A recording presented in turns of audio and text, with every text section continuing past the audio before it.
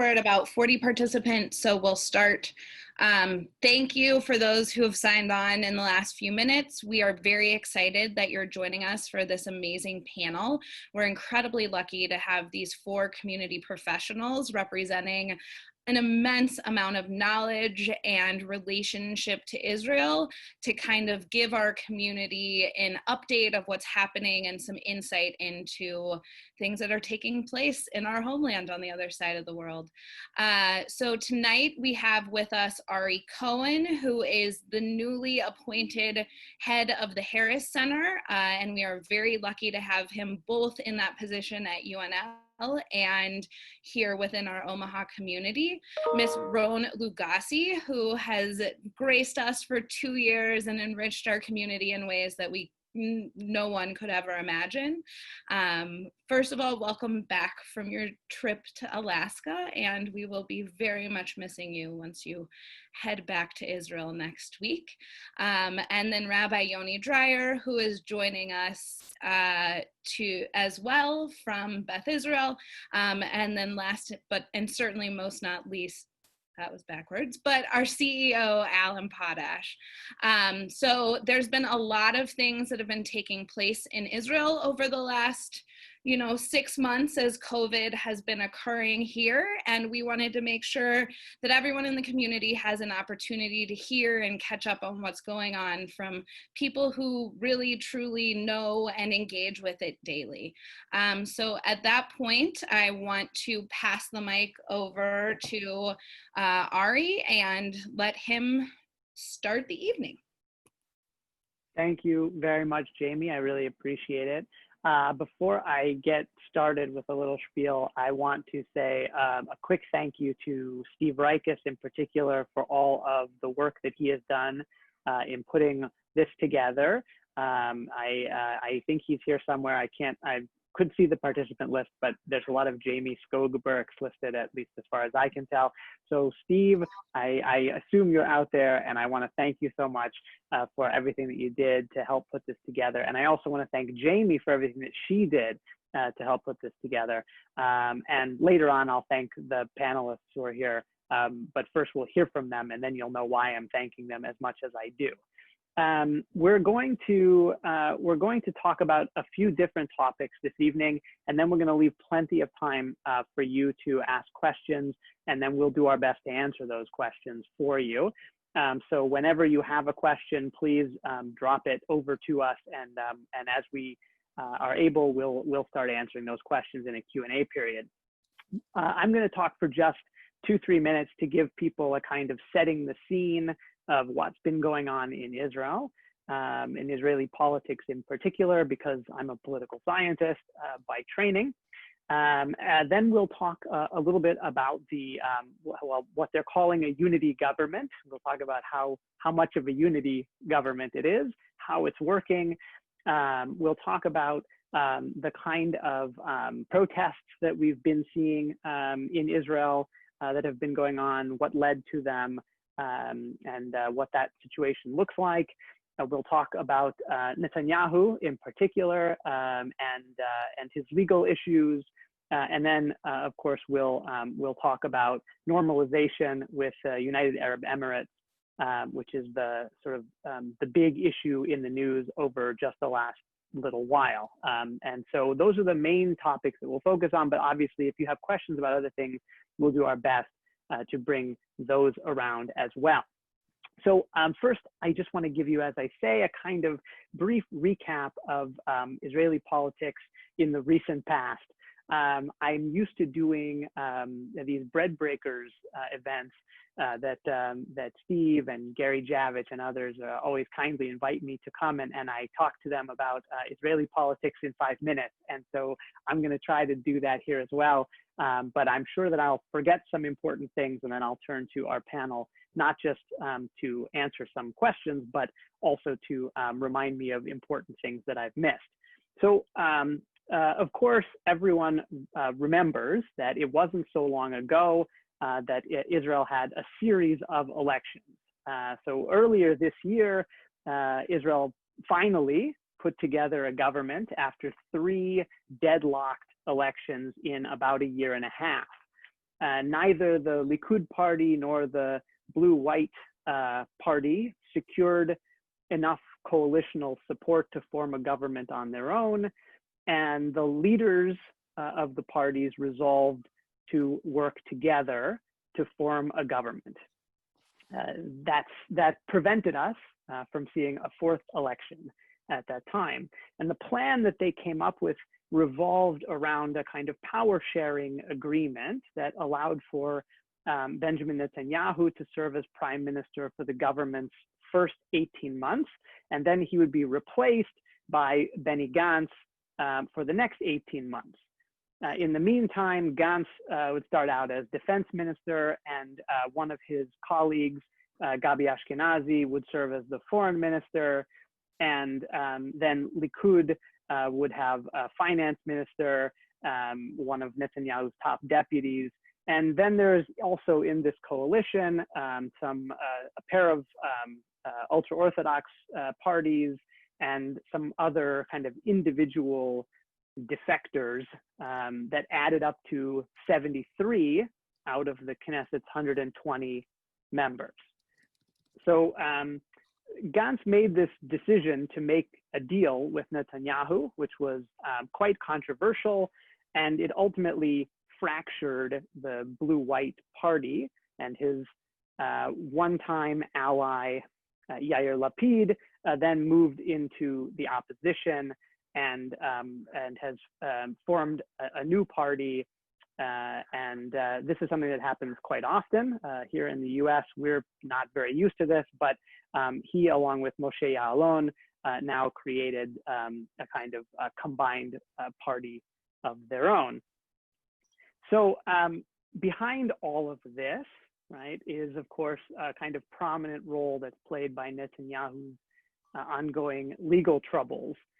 As I'm sure we all have read about, he has been indicted on charges of fraud, breach of trust, and accepting bribes in a kind of series of scandals that involved allegedly trading favors with wealthy media moguls, I guess we can say. Netanyahu, of course, has denied wrongdoing. He frequently places blame for the charges on a plot to oust him from power. He was formally indicted last fall, but he has in that time said that these charges are trumped up, and he has said that the legal system in the country has all sorts of problems, accusing the courts of political interference, and so on and so forth. What I want to do is to sort of transition into this question now of how the unity government is functioning. And as I do that, I think it's important to note that just earlier this week, they reached a kind of compromise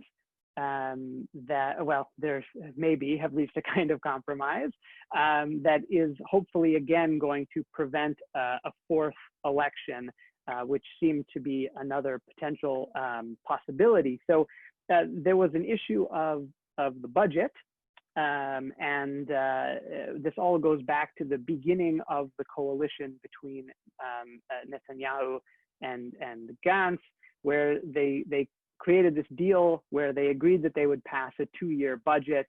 But since that time, Netanyahu has really insisted on only dealing with the budget through the end of 2020 and all of the kind of pandemic related issues. This is what happens when you teach at home. Here we go. See, it starts a parade. Very good. Yeah. So Gantz, of course, continues to insist that they follow through on the terms of the deal, which is to do a 2-year budget. And now they seem to have reached a compromise that will simply extend the deadline for the state budget by 100 days. And this will hopefully stave off another election. But at the moment, there's still a question of whether they'll be able to get any of the legislation passed through the Knesset. And as far as I know, I stopped checking the news, but as far as I know, they've delayed a vote on funding for schools, which they had hoped to finish today before the Knesset went into a week-long recess. because they wanted to have the funding in place actually before school starts next week, but it looks like that's not going to happen. So I'm gonna leave it there with a kind of hanging, this sort of cliffhanger, and I want to I'll kind of call on people, but I'm going to turn it over to Ron first to hear her thoughts on the unity or lack thereof, and any other thoughts about how the government is functioning. Well, I'll try to be as politically correct as possible, as much as it's hard to be. But I'll say that in the end, my feeling was that in the end of the third elections, the Israelis have kind of divided to two groups. One that are saying, just go together, like let go of your ego, form a government, that's what we need right now, and start doing your job. And on the other side, it was the people that saying, mostly to Gantz, you had your word, and this is your election promise. Your election promise is to not sit with Bibi and to be the person who replaced Benjamin Netanyahu. So kind of that was the feeling. But once a government was formed, I think people somewhat had a relief saying, okay, things will start happening here, because it's been a year and a half that we're without no budget and we're without nothing going on. And I feel that today, and later on we'll give a little bit more words about the protest, but people lost any trust in the government because there is just no unity. And the feeling is that Bibi is a great politician. That's something that will stand for his right, and he knows to make moves. And the feeling is, in my side, maybe I'm not politically correct anymore, but he knows how to play the game and not giving Gantz any really room in this unity government.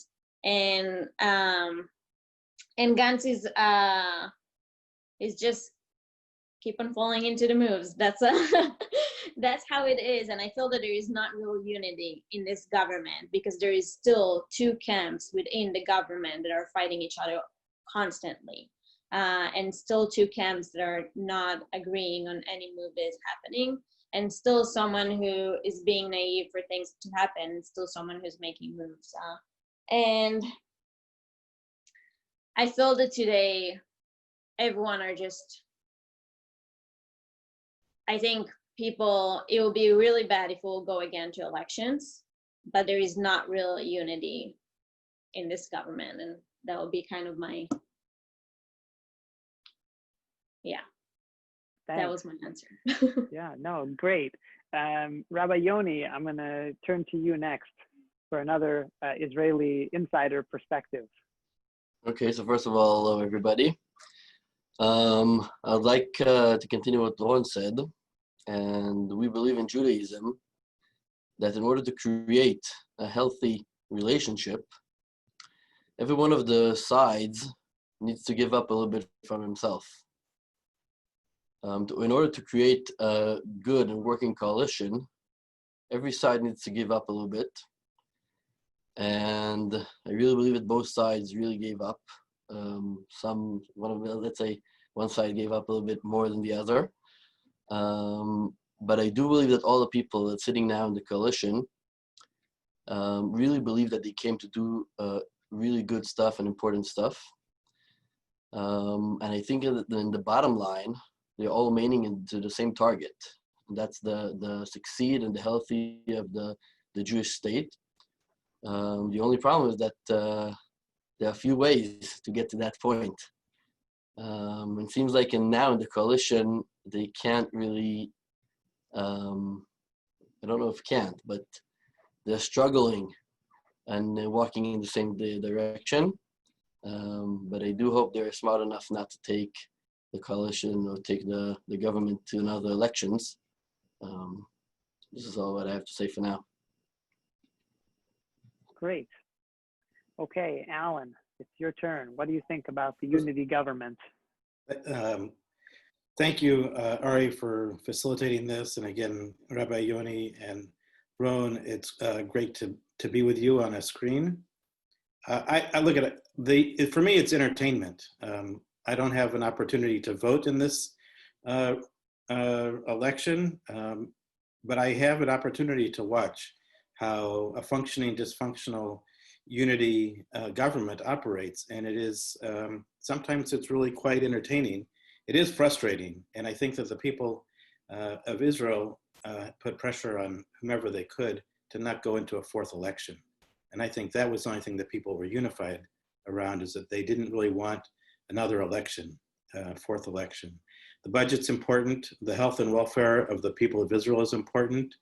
And then you've got the power struggle that both Ron and Rabbi Yoni talked about, and the fact that all these little parties who have had an opportunity to gain some power have chosen to give a little something up to maintain some coalition.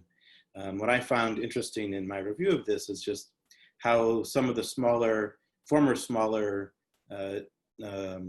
parties were starting to gain some prominence. And again, when you look at the way the government is established, all these parties use whatever leverage they can to gain more power. And we saw a little bit of that with this election. Bottom line is they still didn't pass the budget. So they have 100 days to pass it. So all this anxiety and background work didn't really solve anything. Yeah, look, it's a huge challenge, and it's not the first time this has happened in Israel, right? This idea of rivals who end up forming a government together has a little bit of history in the country, but this one is kind of special because, I mean, Benny Gantz effectively campaigned for a year and a half on the feature of being against Netanyahu, and then after 3 elections that were deadlocked, as you all have said, you know, people decided that they just couldn't have a fourth election. They had to try to make something work. But when you throw together people who fundamentally have serious disagreements, it's no surprise, perhaps, that we're seeing this issue where they are having so much trouble moving forward on absolutely crucial issues. It makes it, of course, much harder that they're doing all of this in the context of a pandemic. And it also, because there are all sorts of emergencies that they didn't know they would be dealing with necessarily. And it also, of course, makes it more difficult because this is also all happening in the context of fairly serious protests that have been going on for quite some time, but that are also escalating. And so I think I'll take this as a kind of opportunity to talk a little bit about the protest movements that we're seeing, the way in which these began a few months ago and really are sort of growing and now have escalated so that we're seeing them outside of the Prime Minister's residence. You know, they're focused on all sorts of issues, right? They start out being about the way that the government handles the pandemic and the ongoing corruption probe regarding Netanyahu. And some of the protests are numbering in the hundreds, and some, you know, people are estimating that they get up in the thousands, maybe even as high as 10,000 people. A lot of them taking place outside of the Prime Minister's residence. Some of them even taking place outside of Netanyahu's private home elsewhere, and we're seeing, you know, arrests and skirmishes with police.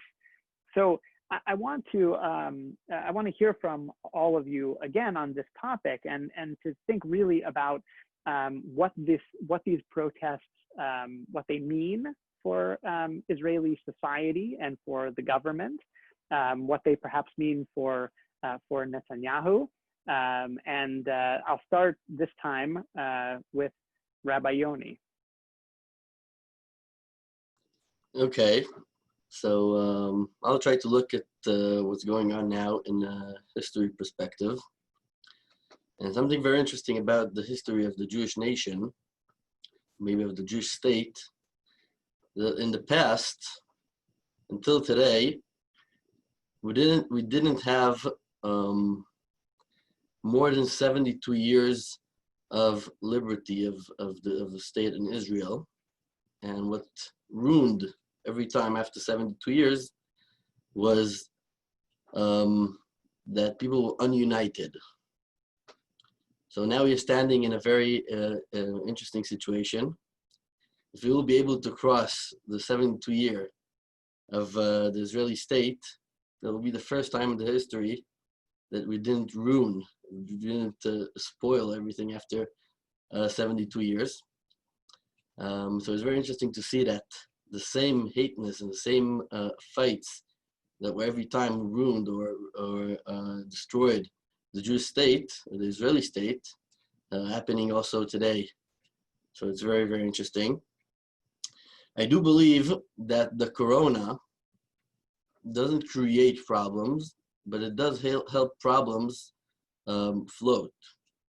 Okay, if someone had problems with his job, I don't know, something like that, or let's say the opposite, the job had problems with the worker, so the corona gave the work, or that place that he works in, opportunity to fire him and to blame the corona.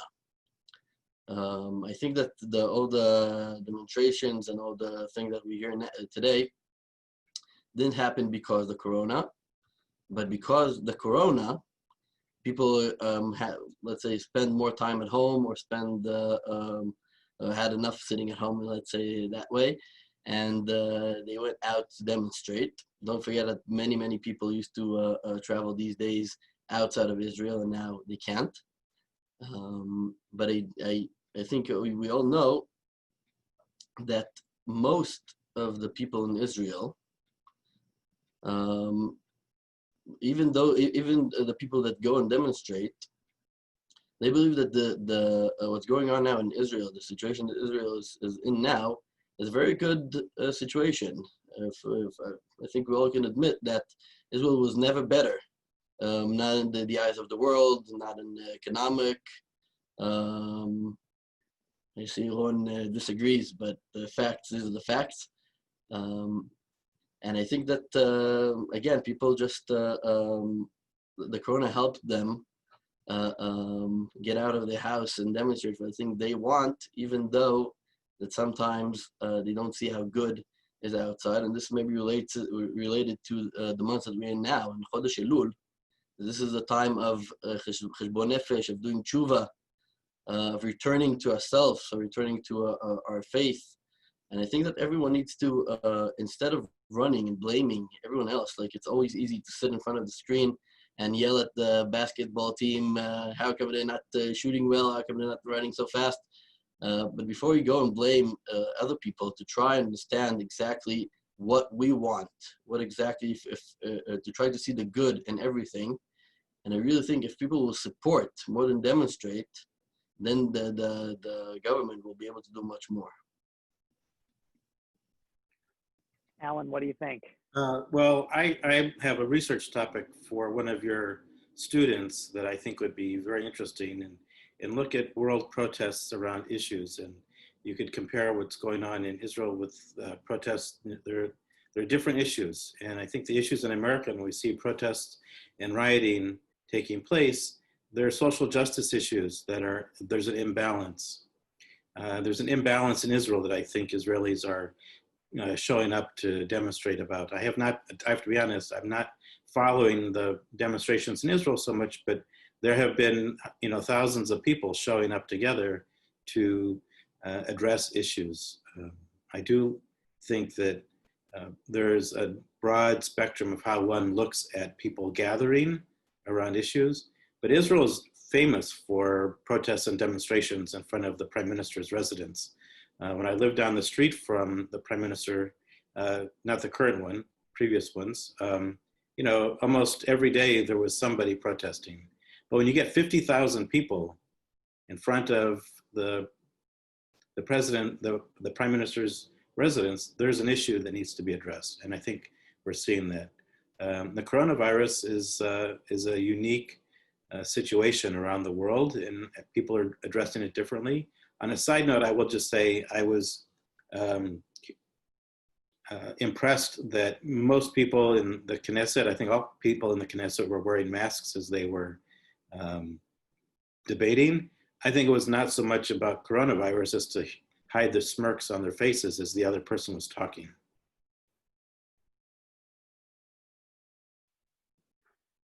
Okay, Ron, it's over to you. Well, I'll say that the key word from Ellen's answer was addressing issues. I think that if you take 10 people or 10 random people out of the protest and you ask them, what are you protesting for? They'll give you 10 different answers.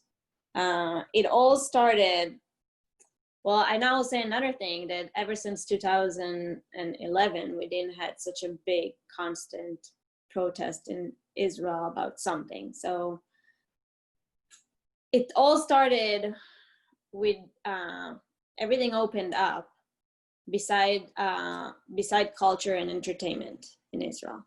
So theaters and concerts and comedy shows and whatever, everything that relates to performing arts didn't open up. And it started there from them saying, well, people are piling up at the Tel Aviv beach and hanging out in restaurants and bars, but you can't bring people into a theater if we're sitting people separately and limiting the amount of people and all of those things. So it's all started from there.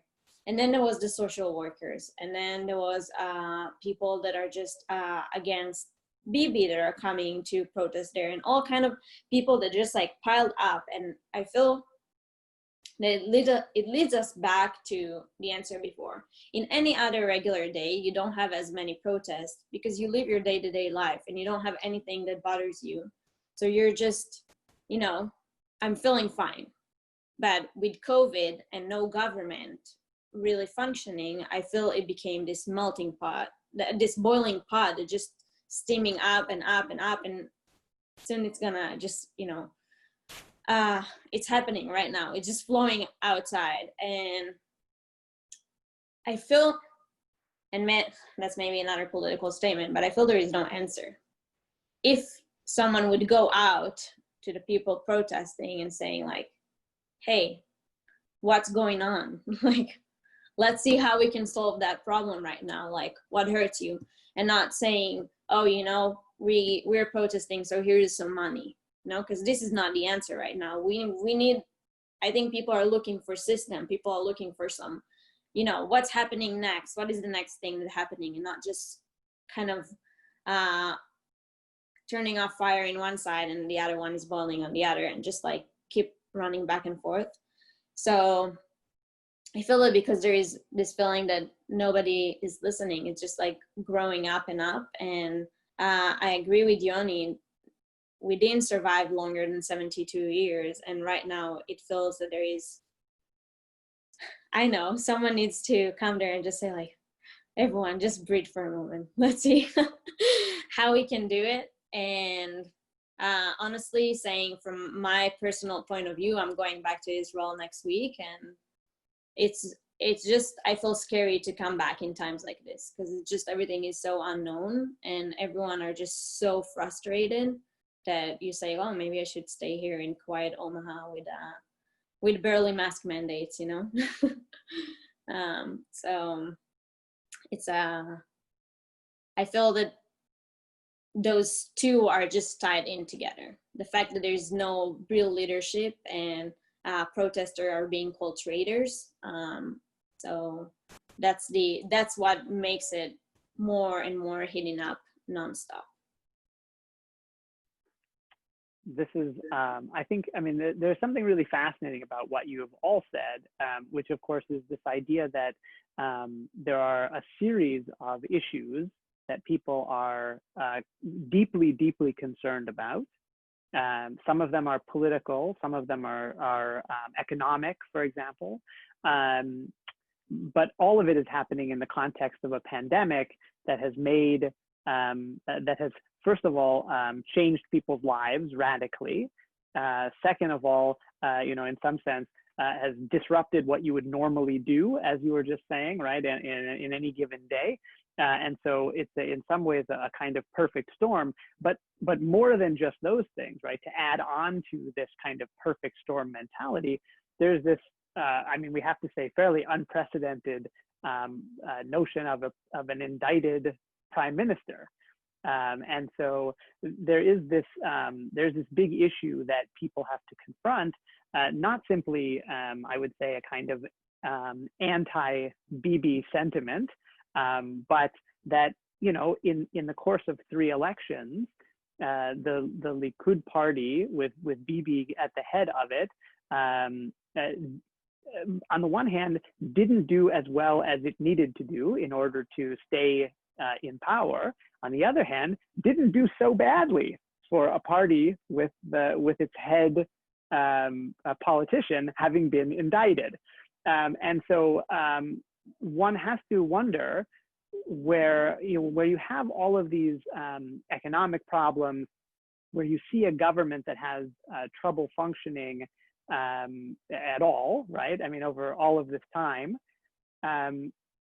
what role do we think really the indictments that Netanyahu faces is playing in this? In other words, do you think that if Israel were to solve its Netanyahu problem in some sense, that we would see the protests disappear, right? If Netanyahu was no longer this polarizing figure under indictment while also being in office, is that the end of the protest movement, or are there other underlying social, economic issues that need to be resolved as well that we're also seeing here as part of the protest? I guess there's my follow-on question for you. That is also leading us to talk more about what's going on with Netanyahu and his legal troubles. So Alan, I'm turning to you first. Well, first of all, I can't really speak to his legal troubles, but I find it again to be an asset for Israel that you've got these political parties that are able to negotiate very complicated situations to keep certain people in power. I will say the protesting and the social issues are significant. I was on the phone the other day with our friend Liz Felster talking about, are kids going to go back to school? And she says, we never know till the day of, because the teachers are always threatening to go on strike. So again, you've got a structure in Israel that is always ready to be on the verge of something. And I think it's just, again, it's a little bit more about what Israel is as a society, that the prime minister has these issues. And again, the other reason why he wants to extend the budget is if the government falls, he could then be really indicted and have to serve his time. The longer he's in power, the less likelihood of him serving. I'll let somebody else respond to that. I'll jump. Yeah, go. Yeah. So I'll say 2 things. We are a Jewish country. Protest will be forever. That's one thing. I will say that I don't think they will be as strong as they are today if Bibi were not the prime minister. That's my personal opinion. I know it's maybe not Yoni is not agreeing with me, but I feel that a lot of the people that are going today, and I'm feeding myself mostly. I feel those are the most real news that I'm getting is my Instagram account. I'm looking at the story, no joke, I'm looking at the story and I see all of my friends that are calling out to say, hey, come to the protest, if you're not feeling comfortable coming to Balfour, to the Prime Minister house, so go on the bridges, okay? There's 300 bridges every weekend that are filling up with protesters beside the house of Benjamin Netanyahu. So you see all of the people going there, and half of the signs that you're seeing people holding up is Bibi go home. So you can't ignore that those protests a lot of the protesters are there personally about Benjamin Netanyahu. It is maybe, we will keep on having protests because Ellen said something that is perfect.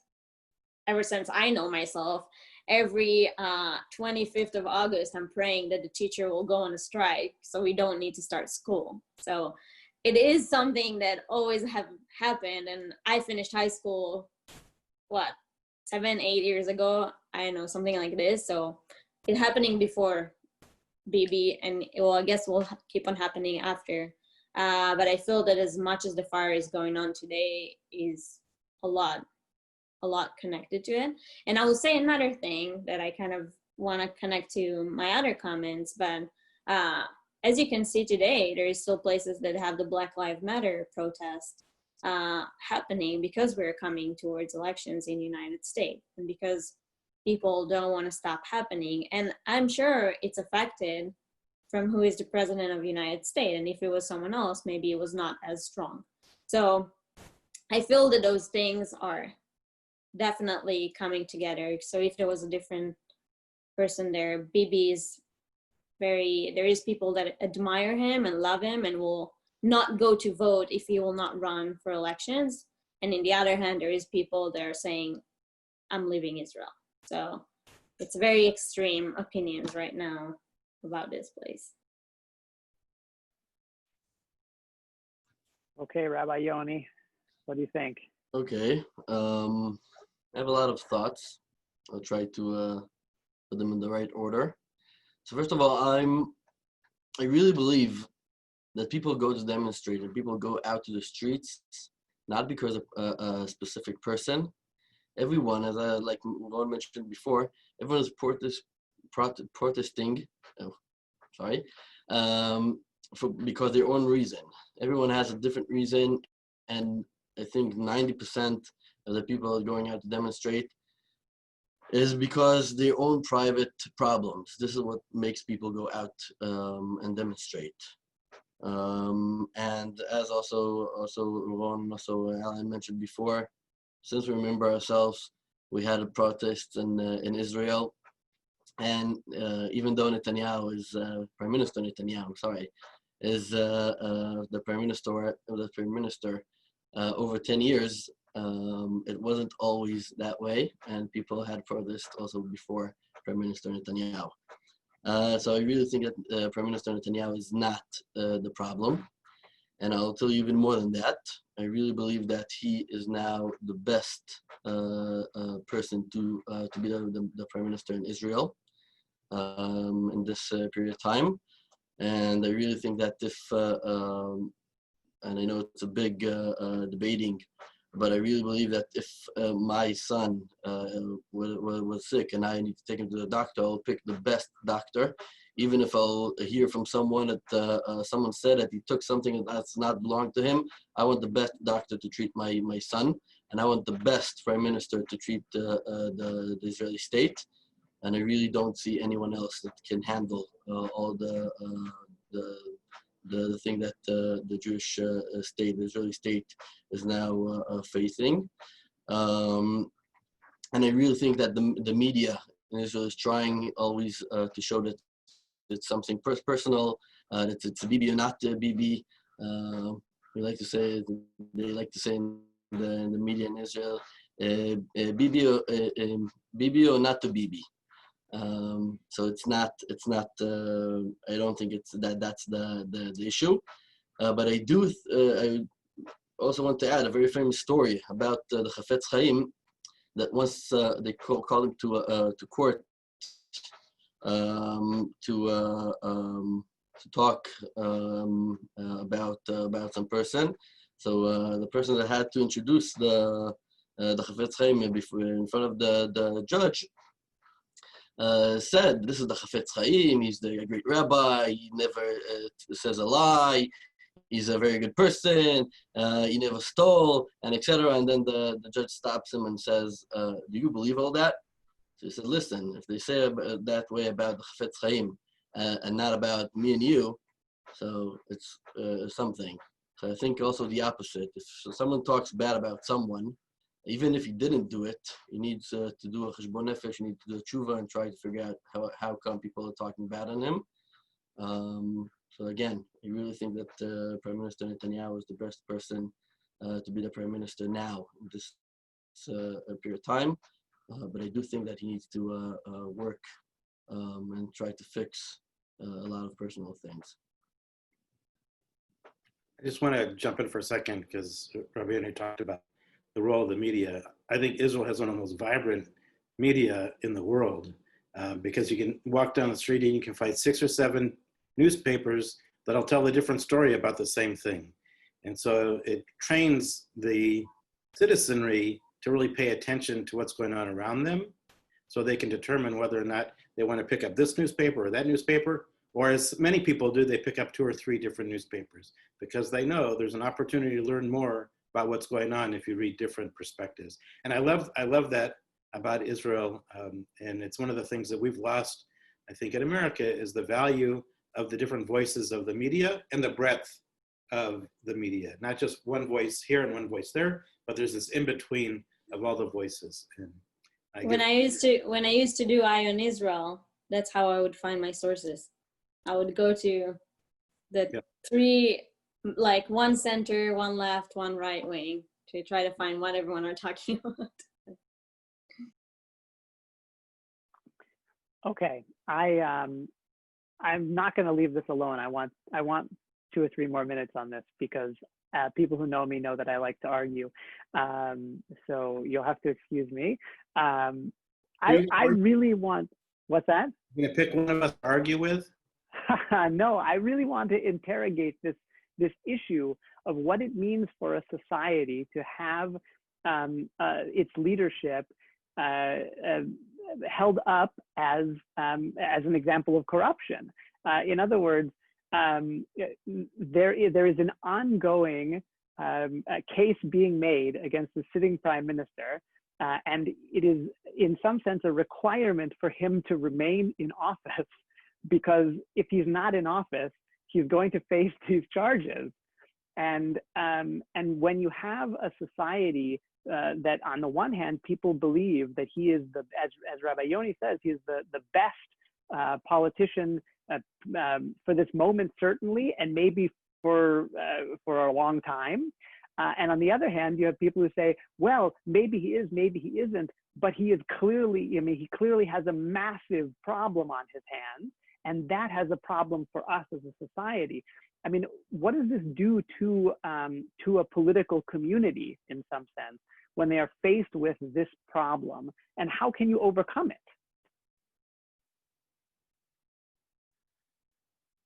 Not an easy question, maybe. While those two are thinking, I'm going to go in a different direction. Because I'm not going to argue with you on this.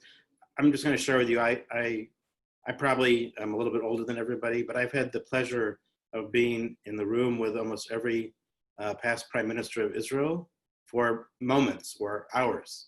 And I have to tell you that Prime Minister Netanyahu is a very gracious individual in person, but I have no clue as an Israeli what's he like as a prime minister.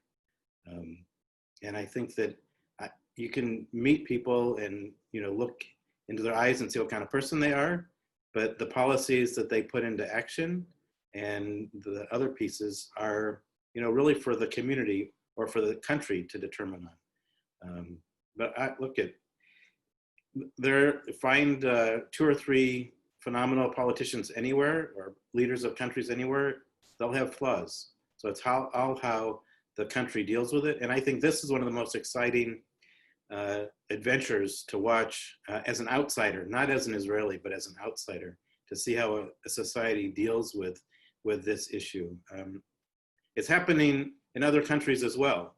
And we just saw it the other day where somebody had to step down for corruption as a leader of their country. And it's happening, it happens everywhere. And it's being addressed. So I should have given time for Rabbi Yoni and Ron to digest and respond. So I'll let it go back to them. I'll say, I think it was one of the first conversation that me and Rabbi Yoni ever had on Shabbat dinner.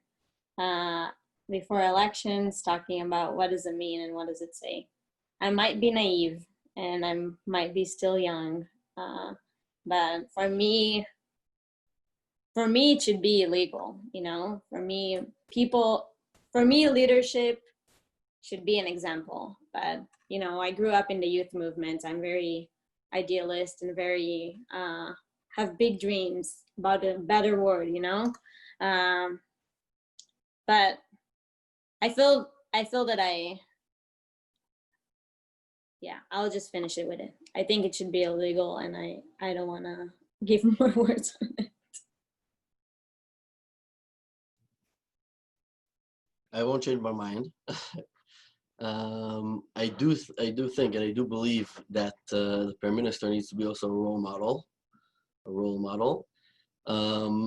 But again, I'll stick with my example. If my son needs to do a very serious surgery, and someone will tell me, listen, this is the best doctor in the world, but he did something wrong, he had something bad, it's not related to his job, but maybe he's not a good person. I'll take the risk, and I'll take him because he's the best doctor.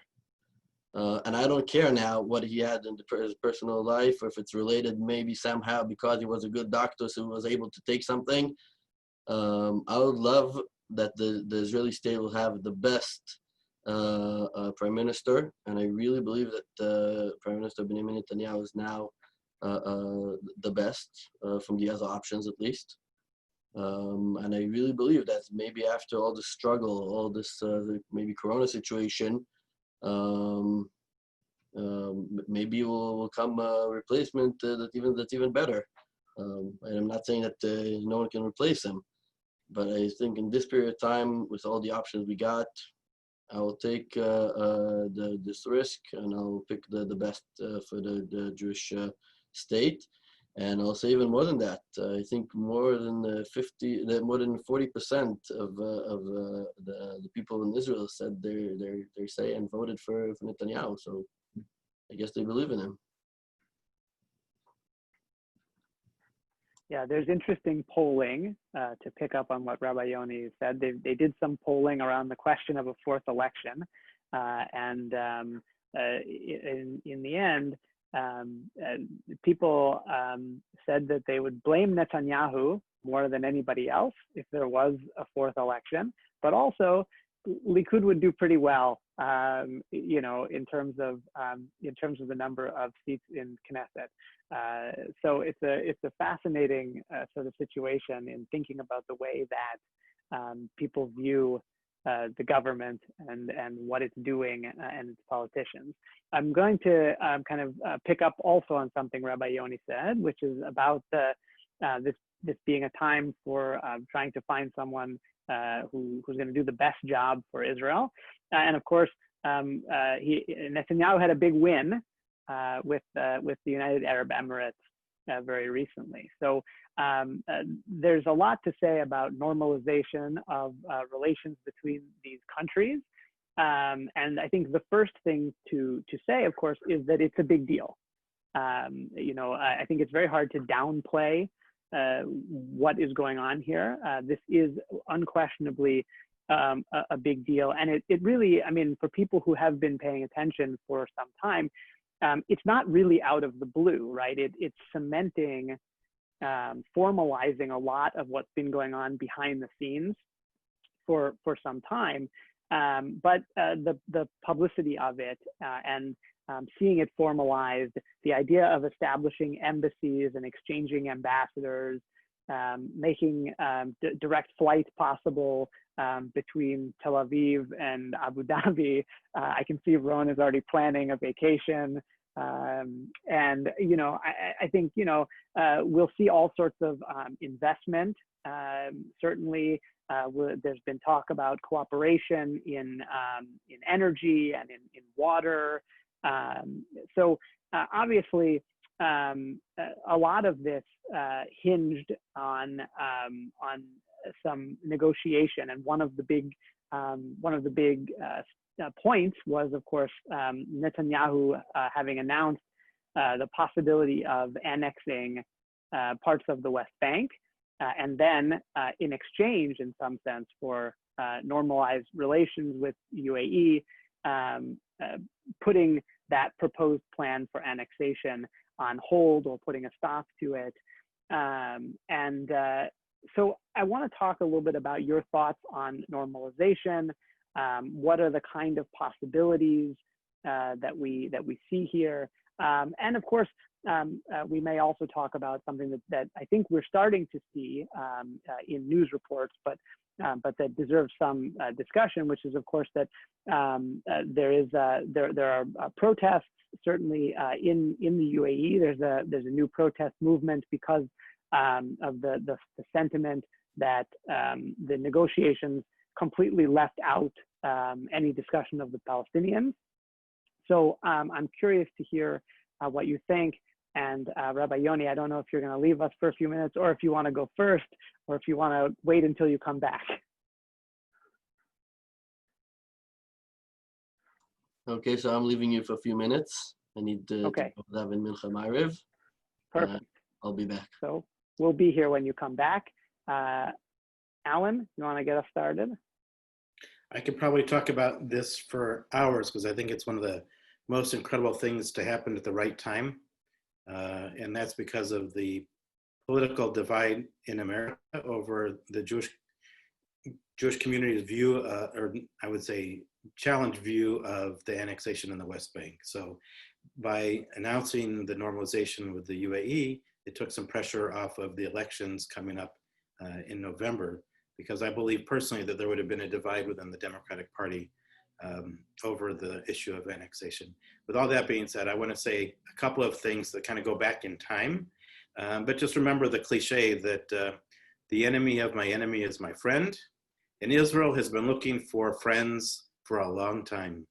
We can go back to the very first unity government that I can remember in my lifetime, and that was with Yitzhak Shamir and Shimon Peres, and they were building relationships in Africa and Asia in their time period.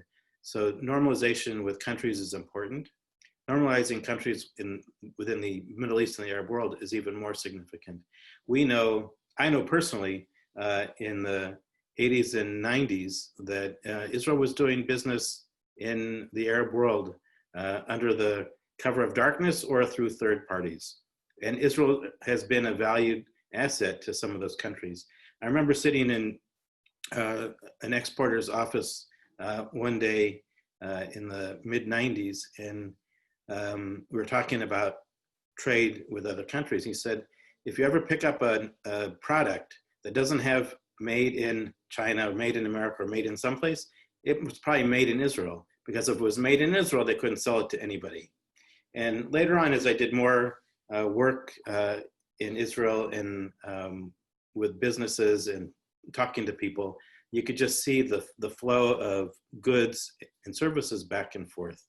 And especially after the first Persian Gulf War and the need for security and having the shared enemies that many of the Arab countries had with Iran and Iraq, you saw more alliances.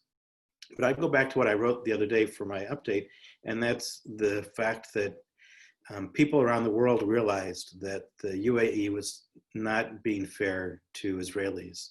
And the tennis player Shlicha, who was a leading tennis player, not just in Israel, but around the world, was denied access to play in a tournament. And, you know, people stood up for her rights to play tennis in an Arab country. It unfortunately took 11 years for them to actually normalize their ties, but it's important. The other event that took place that I think played a role in this, and this is only by my own thinking, is the bombing in Beirut. Israel immediately offered assistance, and the doors were closed. And I think other countries around the area realized that Israel has a lot to offer, and an opportunity to build those relationships could help in dangerous situations to come. It's also interesting to look at the UAE as being one of the more financially stable countries in the Arab world. I mean, Israel has peace with Egypt and with Jordan, but there's not much commerce going back and forth that makes a difference in Israel. SodaStream maybe, but that was a joke, thank you. But I think that the idea behind the UAE is that there are resources there that can really benefit Israel and others around the world. And then we started to see other countries fall into line with potential opportunities to normalize, Morocco being one of them. Saudi Arabia, again, I was in another business person's office in the early 2000s, and we were talking about his work. And he says, I do most of my business in Saudi Arabia. And I said, how do you do that? He says, I call my partner in Turkey, he calls the office in Saudi Arabia, and we make a deal. So it's been done for a long time, and it's going to continue on, and it strengthens not only Israel, it strengthens the world, and hopefully, and again, the pressure that the UAE put on Israel to not annex the West Bank will help the normalization with the Palestinians. Yeah, I don't have a lot to say, but I'll start from the point that Ellen said, because I saw that Ari mentioned in the chat about postponing the normalization with Palestinians. But unfortunately, I don't think that the Trump peace to prosperity plan would anyway go as planned, since the Palestinians were not on the table from the very start. So, and I don't think that annexation would happen or would not happen. So I don't feel that those two are really tied in together in any way. I don't think, I do think that peace is always good. And I would never say like, oh no, you shouldn't do this peace plan. This is a bad time to sign peace accord. So I think it's good. In Israel, there is the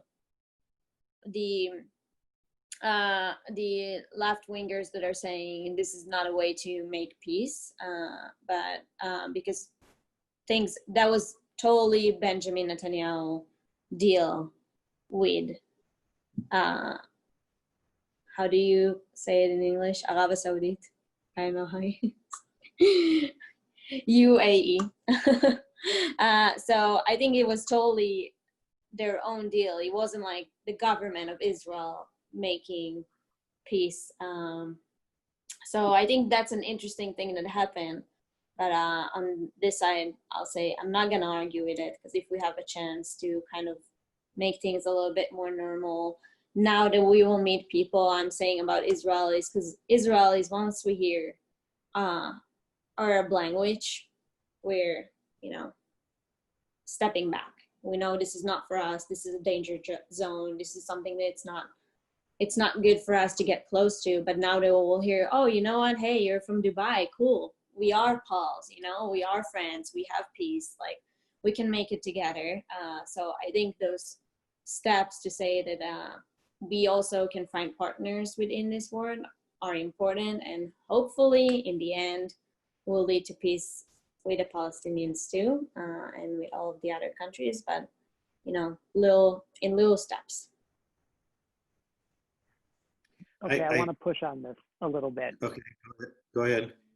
Well, I was going to take us in a different direction. So, Alan, you go first, and then I'm gonna. I just want to say that this came as a surprise to many people, and the reason is because it was done as good diplomacy is done in secret, and it's interesting who wants to take credit for this. I think the real person that gets credit for it, you barely know his name. And that was the ambassador to the United Arab Emirates, Yosef Odiba. Oops, sorry, I can't remember how to pronounce his name. I mean, he was the one who kind of took the reign, in my opinion. But it is, good diplomacy is done in secret and works out ways to make it beneficial for both parties. And again, there was the great piece that I shared last week in the New York Times about how this came about. And I give a little credit to Sarah Netanyahu as she invited the ambassador to Israel. So it all starts with one simple step, Ari, and you got to be willing to take the step. And the UAE and Israel took the step. And hopefully that'll make more steps for other countries. Yeah, so here's where I want to kind of push a little bit. And I know I want to be mindful of the time as well and make sure that we stop in just a couple of minutes so that we can make sure that we're addressing questions that people who are here have to ask of us. But you know, from the perspective sitting over here, you know, there are two ways to kind of think about what might be drivers of these normalization efforts. One of those, of course, is balancing against Iran, right? So we should talk a little bit about what the policies from the rest of the world toward Iran might have done to move this forward. Because of course, a lot of the behind the scenes conversations between Israel, the UAE, the Saudis, a lot of this really looks like, in the language of international relations literature, right, classic balancing behavior, right? As Iran gains power, you have to rise to meet that challenge, and you're looking around for people who will be your allies in doing that. So on the one hand, you have Iran and Iran's place in the region, but also globally. On the other hand, you have the Palestinians who, in some sense, are frozen out here, right? They're not part of any of this. Nobody's talking about them, but in a way, they're being used, right? So that there's a lot of punditry that suggests that Netanyahu floated this concept of annexation in the run-up to the election, but he never really wanted to go through with it, right? It was a thing that was meant to bring people out to the polls, to get people excited, and so on. Of course, to the detriment of the Palestinian people. And here then is an opportunity to give away something he didn't want to do in the first place, right? And say that he's not going to do the annexation, so that instead we'll have normalized relations with the United Arab Emirates. But that in the end, the Palestinians are left as this kind of, as a kind of pawn, right? That where their status is unchanged through all of this, but they're living with this kind of issue hanging over them, that Netanyahu has now floated the possibility of unilateral annexation. And it was just, he decided to take it back here in order to get something else, but he could bring it out again later, perhaps. So there's these two issues, I think, that we could talk for just a few minutes about, Iran and the Palestinians.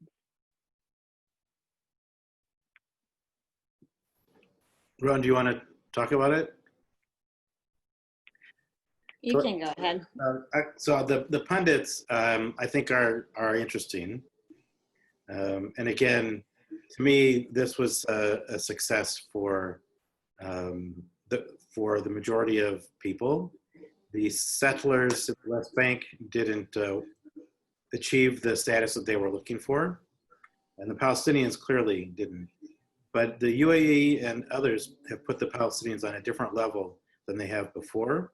And I am optimistic that the influence and the diplomacy that can exist around this issue will generate a more positive outcome.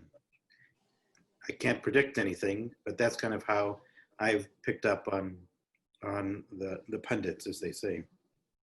Iran is another story. I mean, Iran is still, we saw the pushback with Iran with the situation with Hezbollah and Beirut. And I think Iran, it feels being marginalized significantly. And actually might view, and this is again, nothing proven in science, but I think they might be celebrating the fact that Israel now has an ally in the UAE for different reasons. It might empower them to become stronger with other allies for Iran around the world. And I don't know if they have many, but I think that it's kind of a chess match. Like Israel gets one, so does Iran get another one? And we see that a little bit. You know, Iran has had a strong relationship with North Korea. North Korea's kind of been quiet for a while. So again, it's as you said, it's a balance of power and it's diplomacy. The real key for us to watch is if other countries like Saudi Arabia, Morocco, other strong Arab countries become partners with Israel. And I think that's what we'll really see, the normalization to take place. And they will all have a caveat to deal with the Palestinians. I'll say my knowledge about Iran is not as big, but I'll say that ever since 1967, Palestinians are the black sheep of the Arab world. So Jordan are using them, Syria are using them, Egypt are using them. They're always being this player in this game that are not getting anything in the end of it. So I can't see how this one is different than any others. And I think that from in one of my classes doing about annexation,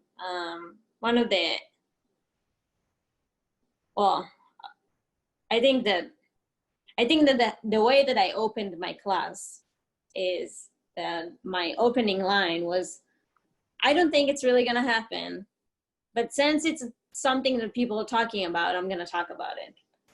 But that's how I opened my class. Like, I don't think it's really, I didn't even give it much of a stage in my shlichut word, in my educating word, until people came and asked me about it, and I saw people care, because I'm like, this is just something people saying, you know, it's not really on the table.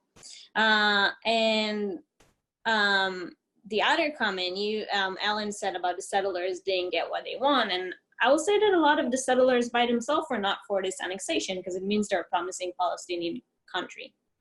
So it was not anyone's big will to do this annexation. It wasn't such a big, in Israeli society, in one of the polls they have done, they ask, what do you care? And it brings us back to the protest now. What do you care more, to take care of the economic situation, the education, the security, or annexation? What is the things you think that now that we have a government, what do you need to deal with? And there was only 3% from people who answered this poll saying annexation is something that we care of.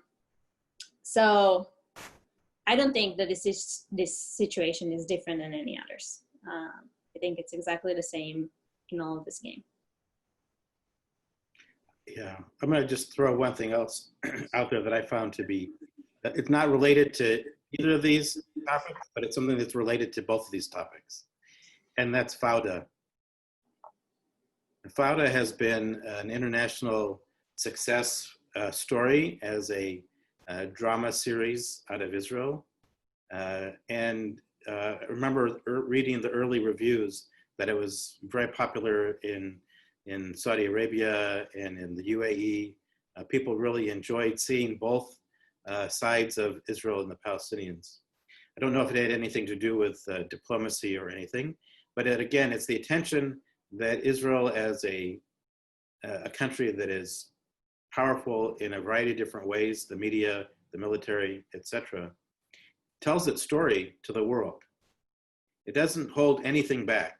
You can find all the good and all the bad every minute of the day coming out of Israel. And I think that's exciting for many people. And I'm sorry that Rabbi Yoni isn't here to add to that, because I think it's important for us to realize that for all the people that don't like Israel, you still can see the positive and the negative about this amazing country every second of the day because of the ability to share that information, whether it's through drama, through film or streaming TV, through books that people write, or just watching the news. And I think that that's exciting for people who are not living in societies where their culture and their news is as freely shared. That's a great place, I think, to wrap this formal part of our conversation. I think, Alan, that's a really nice way to for us to end. And so I want to turn it over to Jamie, who I think has been monitoring things that I have not been monitoring while we've been talking, which is very helpful. So we can spend some time seeing what kinds of questions there might be. Hopefully we'll have some questions, and we may even have some answers. So Jamie, over to you.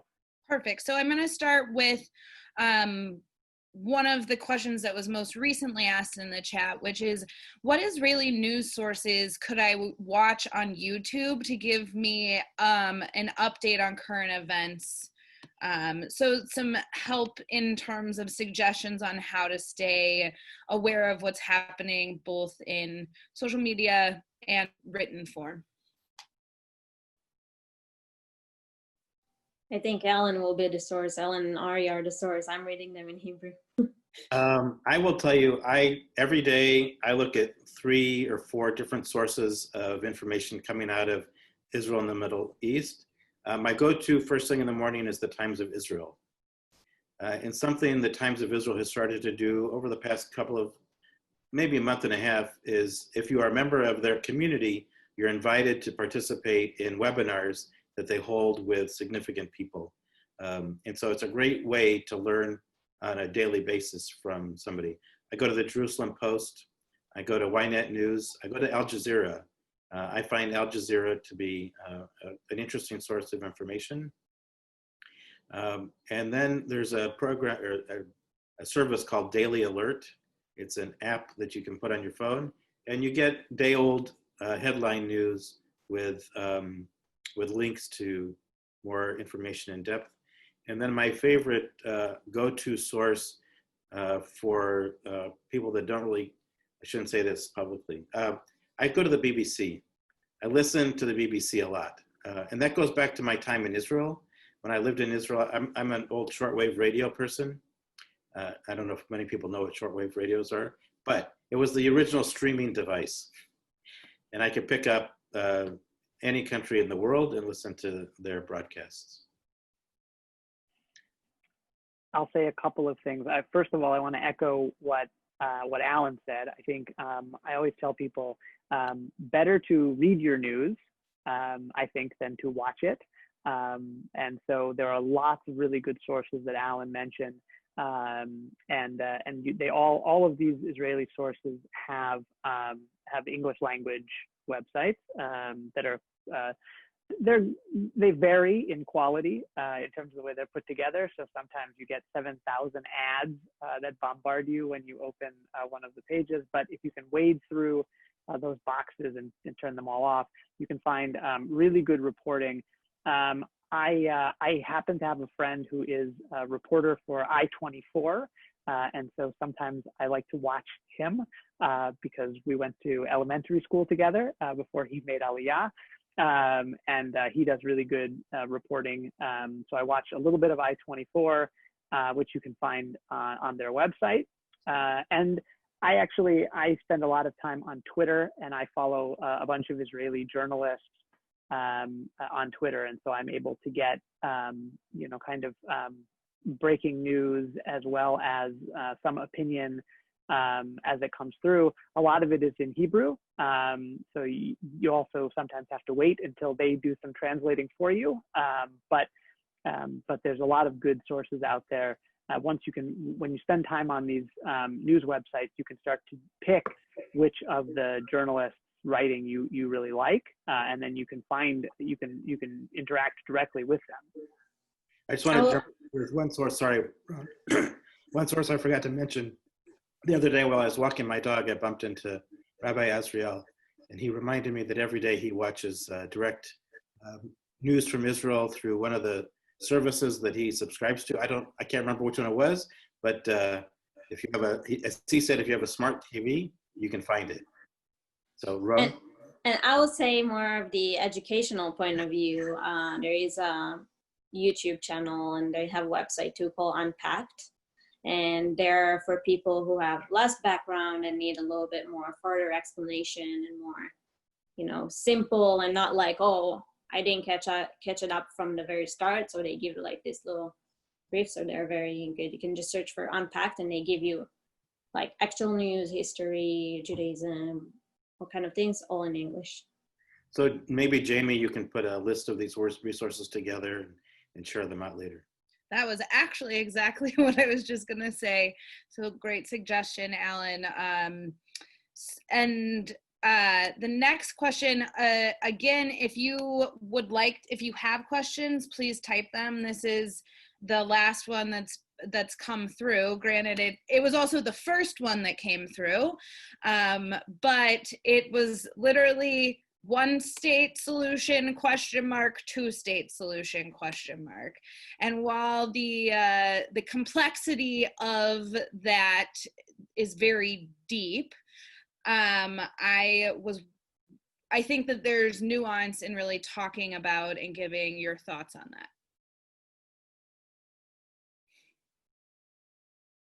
How long we got? Fair. This is a whole new panel going on. And could be the teaser for another one, because for those of you guys who are with us, we have an amazing Israel and Overseas committee in our community, and we've had amazing resources like Ron and the Shlichim, and as the year unfolds, we're really going to work on trying to build out meaningful programming, stay connected vis-a-vis virtual time with Roan. You know, there are some upsides of COVID, which is even though Roan is leaving us, she's only a screen away and about 9-hour time difference. But I think we're gonna really be working on trying to. We just lost her. That's what we're gonna try to do. I don't know if Alan or Ron want to say anything about one or two states to take a swing at it in like 4 minutes, but you're certainly very welcome to. It's a great. I mean, it's a big topic. I think that aspirations are wonderful, and I leave it at that. I think that Yitzhak Rabin once shared in a group that I was with. He said, when somebody asks a question, how can we build peace with the Palestinians? And he said, when they have everything that you have in your home, in their home, that's when we can start having a conversation. But as long as there is disparity between what you have and they have, it's hard to come to the same table. I don't know if you ever said that in public, so it's Rabin, I'm sorry if I shared something I shouldn't have shared, but. I think that's a really, Ron, do you want to speak? No. Okay, I was going to say, I think that's actually a very fitting and beautiful end. And I think it's one of the things, you know, as a people, our song, our national anthem is Hatikva. This concept of hope is so deeply rooted within the Jewish people historically and into our modern space that I think it's something that we hold on to, and that spark is what keeps us going. So with that, I want to say, unless there's any other questions, Yoni, welcome back. Thank you for joining us. Ari, yeah? I think, I might have this wrong, but I think Steve Reikus has a hand up. I asked the person who had the hand up. Oh, that is Steve. Do you want to type your question?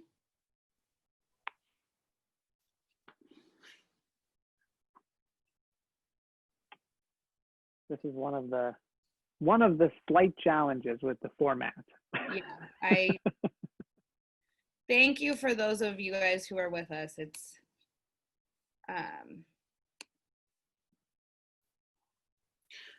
Rabbi Yoni, you missed some of the real back and forth. I'm sorry you stepped out. We'll have to have you back another time. That is absolutely a great idea. What I do want to say before we wrap up, and as we'll see if this question comes in the next minute, I said at the beginning that I was going to wait before I thanked the panelists who are here. And the reason I wanted to wait was I wanted you all who are attending to hear everything that they had to say. This was a real pleasure for me because we have people here with a great wealth of experience from very different perspectives, different places, and the ability to have this conversation, I think, is so important, and it's also really for me just a pleasure to be with this group. So I want to thank Ron and Alan, Rabbi Yoni, because I think certainly I can say for me, I learned a great deal from listening to you, and I hope that everyone who was with us really enjoyed not just getting an update on what's going on in Israel, but hearing a little bit of people's different opinions and different positions, which I think is one of the real benefits to getting a group of Jewish people together to talk about Israel. So I really thank you for agreeing to do this with us. Ari, thank you for facilitating. Can I add one sentence exactly for that? Yesterday I had my goodbye party from the Israelis in the community. And we had our own little gathering, and I told them that never ever in Israel this group of people would sit together in a park and just hang out, you know? It would not happen. And never ever I would have so many Shabbats with Rabbi Yoni or his family or the other families that are coming in Israel. And I will say, as I'm leaving Omaha, I will say that the peace will come from Omaha, because this is the one place we can sit together and have this amazing communication between different backgrounds, different synagogues, different people that are coming all together to this one amazing community. So I'm grateful for this panel, and thank you, Ari and Jamie and Steve Rikes for putting it all together, and thank you, Ellen and Yoni, for this conversation. Thank you. Ron, that was amazing. I did get Steve's question. I was able to connect with him on the phone. So if we want to take the last minute to do it, Go for it. It is, what do you see as the relationship between moral character and political leadership? That's Ari's. Ari gets that whole question. I could do a 15-week course on this.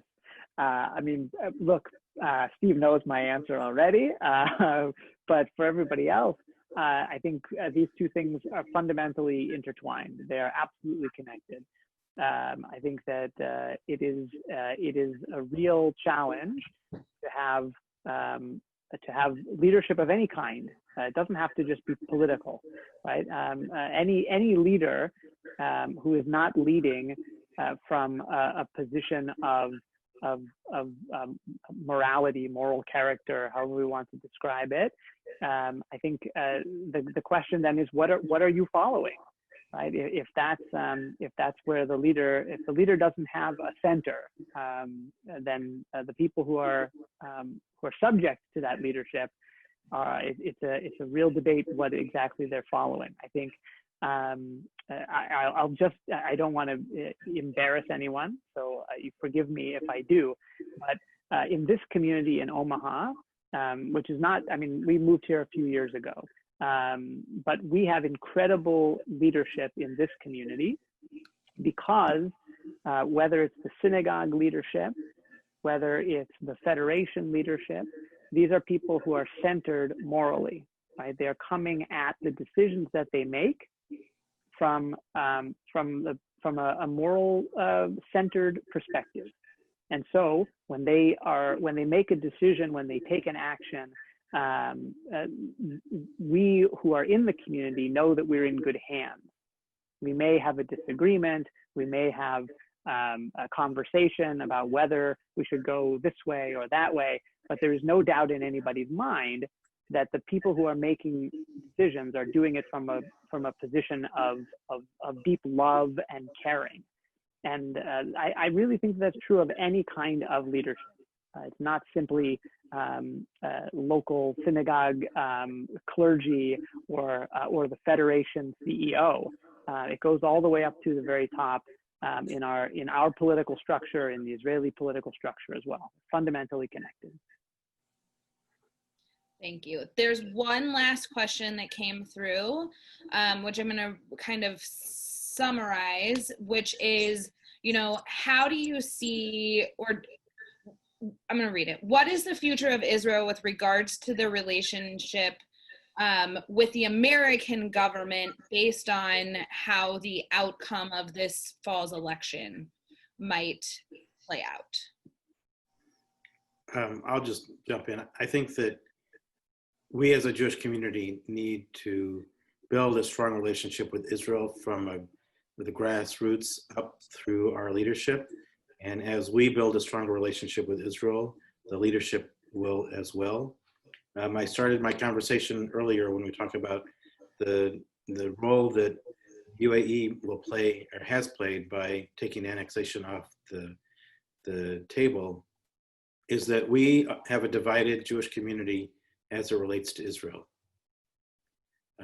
And we have a growing discord of the American community with what Israel is as a country.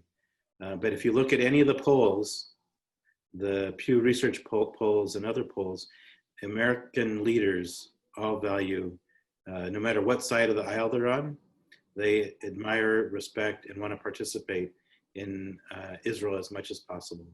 But it's up to us as a community to educate people on the relationship and the value of the relationship. And as complex as America is, and as complex as Israel is, we have to find the common place where we can come together and agree on that Israel is a valued asset to America. Well stated. I want to say thank you so much to all of our panelists. The words that you shared tonight have been really wonderful, enlightening, and it's such an important topic for us to be talking about right now. And we are gonna be, shout out for next set of panels. So this is a series that has been put together. Again, thank you to Steve Reiches for really bringing this forward and pushing it. And next week we will be in the same time, same place with a different set of participants. Jeanette Gabriel and Gary Nachman will be speaking about race and racial and Judaism. You'll get an email about it tomorrow. And there is, for those of you guys who are on the poll or on the call, we'd love for you to take a poll. Michelle's gonna launch it. It's a 5-question feedback, thoughts. We're really trying to make sure we're hearing from the community and using that to better improve our offerings. Thank you all. Thank you again. Thank you very much. And thank you again to everyone who sponsored this, the Klutznick Fund and the Federation. And Jamie, thank you for all the work that you did. Really appreciate it. Thank you all. Thank you. Thank you very much. Thank you, everyone. Bye-bye.